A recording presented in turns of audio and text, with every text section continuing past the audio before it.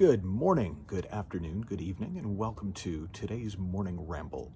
And today, it's funny to call it a tribute video because I never met Ram Dass. I've been fortunate enough to meet a lot of my spiritual heroes over the years, but Ram Dass was not one of them. But if you don't know, he died. I don't know if it was this morning or yesterday. He'd had a stroke years ago, which very much changed his teaching and in many ways deepened it and humanized it.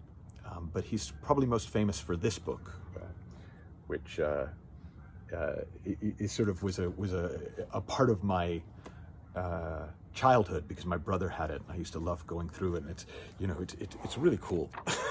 Like if you've never seen it, it's called Be Here Now. And what came to mind to share was my favorite story I ever heard about Ram Dass. So if you don't know his backstory, his name was Richard Alpert, and he was a professor at Harvard alongside Timothy Leary. And they both got into acid around the same time. And whereas for Timothy Leary, it took him into a lot of very complicated, very cool, very in this world of form kind of ideas.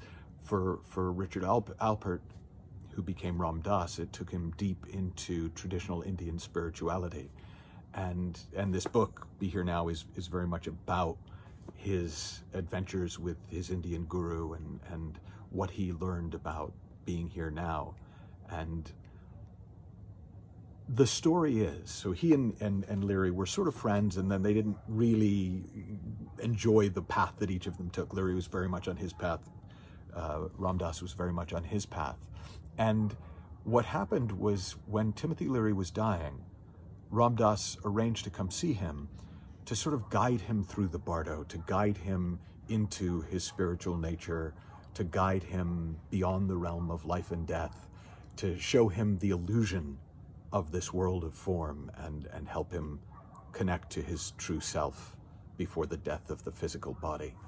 And he came to see him with a few of his students, and he was in there for hours with Timothy Leary, and his students were making up all sorts of stories about, well, what's going on, what happened, and when Ram Dass came out of the room, his students said to him, well, did he get it? Did did he see through the illusion? And Ram Dass kind of shook his head sadly and went, the thing is, his illusion is so damn interesting.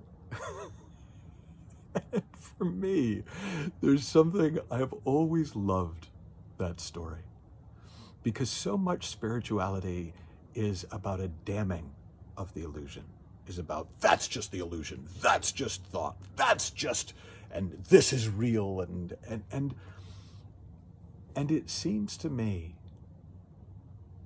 that what's real is the totality. What's real is the formless and the form. What's real is the illusion and the deeper truth from which it's generated. Our deeper nature, this deeper mind that generates this world of thought that we then live inside of and experience as if it's all real and solid. And I always quite liked the distinction that real and illusory are basically saying permanent or temporal. So that which never changes, that which is never born and never dies, that is the real. That which comes and goes, that which is born and that which dies, is temporal, it is of time, it is the illusion. It doesn't mean you can pass your hand through a wall, or at least I've never seen that happen.